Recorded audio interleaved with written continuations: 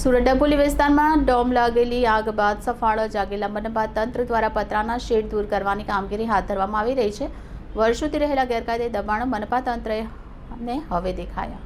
દિવસ પહેલા ડભોલી વિસ્તારમાં ગેરકાયદે બનાવેલા પતરાના શેડમાં ચાલતા પૂંઠાના ગોડાઉનમાં આગ ભભૂકી હતી। આગને પગલે સમગ્ર વિસ્તારમાં ભયનો માહોલ છવાયો હતો। આગની ઘટના બાદ જાગેલા મનપા તંત્ર હરકતમાં આવ્યું છે અને ગેરકાયદેસર પતરાના શેડ દૂર કરવાની કામગીરી હાથ ધરવામાં આવી રહી છે। વર્ષોથી બાંધેલા પતરાના શેડ કેમ મનપા તંત્રને નહીં દેખાયા? આ આગ જેવી ઘટના બાદ જ કેમ મનપા તંત્ર જાગે છે તેને લઈ ભાજપના કોર્પોરેટરે સવાલ ઉઠાવ્યા હતા।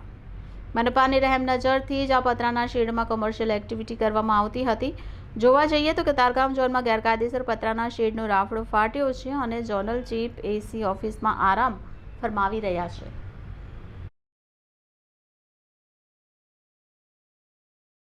નરેન્દ્રભાઈ, શા કારણે અત્યારે આપણે આવવું પડ્યું છે અને જોવા જઈએ તો જે આગની ઘટના બાદ તંત્ર જાગતું હોય છે, કતારગામની પરિસ્થિતિને કઈ રીતે જોઈ રહ્યા?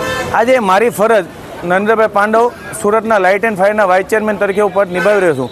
જ્યારે વોર્ડ નંબર 8માં 2 દિવસ પહેલાં જ્યારે આગ લાગી હતી, આ આગને લાગને કારણે આજુબાજુના રહીશો વારંવાર અરજીઓ લેખિતમાં આપે છે કે નરેન્દ્રભાઈ આપ લાઇટ એન્ડ ફાયરના વાઇસ ચેરમેન તરીકે હું તમને રજૂઆત કરું છું કે જે રાજકોટમાં જ્યારે બનાવ બન્યો હતો એ સુરતમાં ના બને। તો વારંવાર મેં ઉચ્ચ અધિકારીને બી જાણ કરી છે। એનો આજ જોઈ શકો છો 2 દિવસ પહેલાં ભોગ બનેલ છે। હવે એના કારણે આજે પ્રજા પણ હેરાન થઈ રહી છે। આજે જો તો ધંધો કરતા હોય એ પણ હેરાન થઈ રહ્યા છે।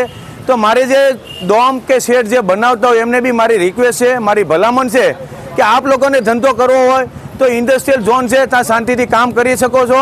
અને જ્યારે ઉચ્ચ અધિકારીને બી ફરજમાં આવે છે કે જ્યારે ઉચ્ચ અધિકારી આ ગેરકાયદેસર બાંધકામ કરવા દેતા હોય ત્યારે આ પ્રજા અને ભોગ બની રહે છે, જેથી મારે કમિશનરને લેખિતમાં રજૂઆત કરવી પડશે। નરેન્દ્રભાઈ, શું કહેશો? આ એક સ્થાનિક વિસ્તારમાં આ રીતના ડોમ એક જીવતા બોમ્બ સમાન છે।